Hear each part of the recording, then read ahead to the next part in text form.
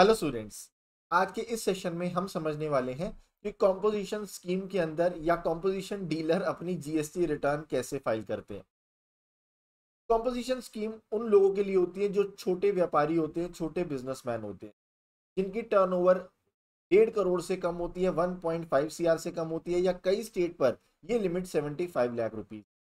अब जो छोटा व्यापारी है, छोटा बिजनेस ओनर है, वो कंप्लायंस कॉस्ट इतनी बियर नहीं कर सकता। हर महीने सीए को बोलना कि रिटर्न फाइल कर दे, सीए के चार्जेस पे करना कई स्मॉल बिजनेस ओनर के लिए अफोर्डेबल नहीं है। तो इसलिए गवर्नमेंट स्कीम लेकर आई कॉम्पोजिशन स्कीम।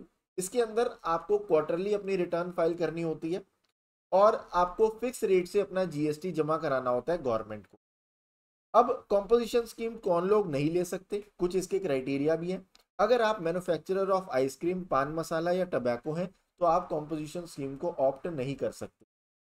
अगर आप person making inter state supply हैं, अगर आप एक स्टेट से दूसरे स्टेट में सामान बेचते हैं, गुड्स बेचते हैं, सर्विसेज बेचते हैं, तो आप कॉम्पोजिशन स्कीम नहीं ले सकते। दूसरा तीसरा, अ कैजुअल टैक्सेबल पर्सन और नॉन रेजिडेंट टैक्सेबल पर्सन। अगर आप एक कैजुअल टैक्सेबल पर्सन है या नॉन रेजिडेंट टैक्सेबल पर्सन है तो आप कॉम्पोजिशन स्कीम को ऑप्ट नहीं कर सकते। तो ये तीन लोग कॉम्पोजिशन स्कीम को ऑप्ट नहीं कर सकते। अब कॉम्पोजिशन स्कीम के अंदर आप अपने कस्टमर से, क्लाइंट से जीएसटी चार्ज भी नहीं कर सकते। जो भी जीएसटी का अमाउंट है वो आपको अपनी पॉकेट से ही जमा कराना पड़ता है। आप कस्टमर से उस चार्ज नहीं कर सकते जीएसटी का अमाउंट, और ना ही इनपुट टैक्स क्रेडिट आप क्लेम कर सकते हैं जीएसटी का। तो ये दो ड्रॉबैक्स हैं, आप कह सकते हैं, कॉम्पोजिशन स्कीम के।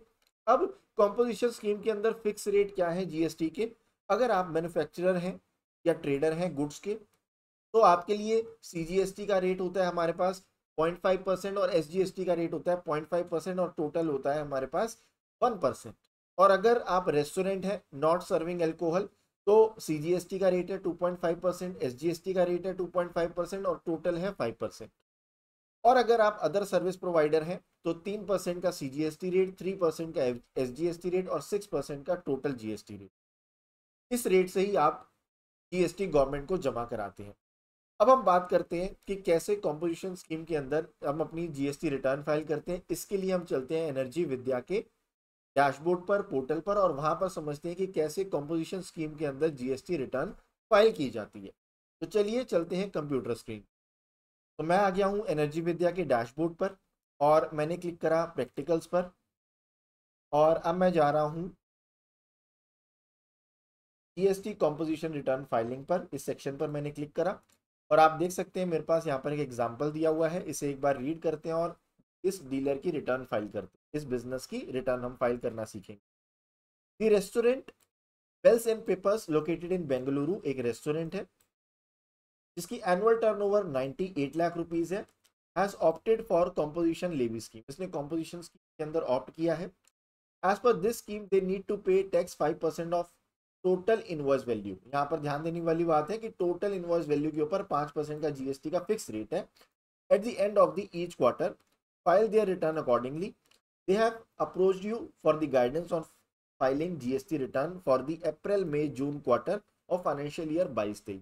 उन्होंने हमें अप्रोच किया है कि 22-23 के फर्स्ट क्वार्टर की हमें रिटर्न फाइल करनी है, और हमें कुछ पीरियड दिया। अप्रैल के कुछ इन्वॉइसेज हैं, मई के कुछ इन्वॉइसेज हमें बताए गए हैं, जून के इन्वॉइसेस बताए गए हैं। और इनवॉइस वैल्यू यहाँ पर टैक्सेबल वैल्यू नहीं है, इनवॉइस वैल्यू है। यानी तो यहाँ पर इनवॉइस वैल्यू है 2 लाख रुपए, यहाँ पर है 175,250, यहाँ पर है 125,650। चलिए अब हम इसकी रिटर्न फाइल करते हैं। हमारे पास यूजर आईडी और पासवर्ड दिए गए हैं, तो मैंने क्लिक करा और मैं जाऊंगा जीएसटी के पोर्टल पर। लॉगिन पर क्लिक करेंगे, यूजर आईडी है हमारे पास, पासवर्ड है हमारे पास।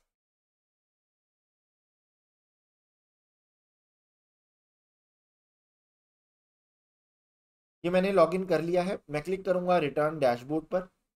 मुझे रिटर्न फाइल करनी है कौन से क्वार्टर की? फर्स्ट क्वार्टर की और फाइनेंशियल ईयर 22-23। तो मैं फाइनेंशियल ईयर 22-23 सिलेक्ट करूंगा, Q1 अप्रैल टू जून, और सर्च बटन पर क्लिक करूंगा तो आप देख सकते हैं मेरे पास यहाँ पर आ गया statement for payment of self assess tax GST CMP 08। Due date भी आ रही है इसकी लिखी हुई। मैं क्लिक करूंगा प्रिपेयर ऑनलाइन पर। अब यहाँ पर मेरे पास एक फॉर्म आ गया तो मुझे फिल करना है। तो आप यहाँ पर देख सकते हैं कि मेरे 3 क्वार्टर की रिटर्न के अंदर 3 क्वार्टर में मैंने क्या सेल करी है। मैं इसको सम करूंगा तो 2 लाख प्लस 175 250 प्लस 125 650, तो मेरी टोटल इनवॉइस वैल्यू आ गई फर्स्ट क्वार्टर की 5,09,000। मैंने इन तीनों का सम कर लिया, तो 5,09,000 मैं यहाँ पर फिल करूंगा। ये मेरी आउटवर्ड सप्लाई है और CGST का और SGST का रेट मुझे यहाँ पर बताया गया है कि टैक्स रेट है मेरे ऊपर 5%, यानी 2.5% होगा CGST और 2.5% होगा SGST। तो मैं यहाँ पर सिलेक्ट करने वाला हूँ 12522.5, ये मेरे लिए CGST हो गया और सेम अमाउंट मेरे लिए SGST हो गया। मैं यहाँ क्लिक करूँगा सेव बटन पर, यहाँ पर आ गया save request is accepted successfully, okay. अब मैं जाऊँगा proceed to file return, proceed पर मैंने गया और अब मुझे ये टैक्स भी गवर्नमेंट को जमा कराना होगा। तो पहले मैं क्लिक करूँगा सेव पर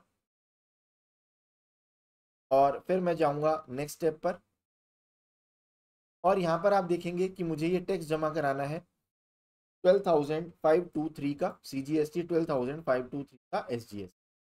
तो मेरे पास मुझे जाना पड़ेगा क्रिएट चालान पर। ये क्रिएट चालान हो गया, चालान बन गया, यानी जो मैं टैक्स डिपॉजिट कराऊंगा गवर्नमेंट को उसका चालान बन गया है।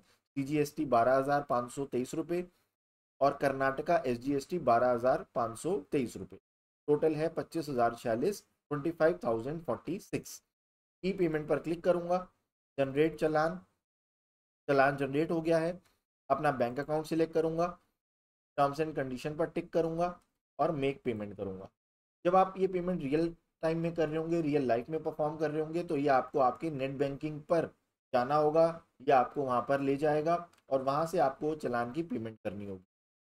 क्योंकि हम सिमुलेटेड वेबसाइट पे काम कर रहे हैं तो यहाँ पर ये हम दिखा रहे हैं कि टैक्स जो है वो पे हो चुका है सक्सेसफुली। अब मैं जाऊँगा कंटिन्यू बटन पर और ये टैक्स पे हो गया है। टैक्स पे हो जाने के बाद मैं नेक्स्ट स्टेप जाऊँगा और इसे टिक करूँगा और ऑथराइज सिग्नेटरी सिलेक्ट करूंगा जो कि है यहाँ पर अभिषेक वर्मा, और क्लिक करूंगा लास्ट स्टेप पर जो कि है फाइल GST CMP08। तो यहाँ पर आ गया है, रिलेवेंट अमाउंट जो है हमारे चालान से कैश लेजर से डिडक्ट हो जाएगा, ओके नो प्रॉब्लम। तो हम येस पर क्लिक करेंगे और लास्ट स्टेप करेंगे फाइल विद EVC। जैसे मैं EVC पर क्लिक करूंगा यहाँ पर देखिए OTP जनरेट होगा और ये OTP मेरे पास अवेलेबल है। रियल लाइफ में आपको ये OTP क्लाइंट से मांगना पड़ेगा जो कि इस रजिस्टर्ड ईमेल आईडी और मोबाइल नंबर पर जाएगा। मैं क्लिक करूंगा वेरीफाई पर, तो आप देख सकते हैं successfully GST CMP08 has been filed successfully. तो आई होप आपको क्लियर हो गया होगा कि GST कॉम्पोजिशन स्कीम के अंदर हम कैसे फाइल करते हैं। मिलते हैं अगली वीडियो में। Thank you very much, happy learning.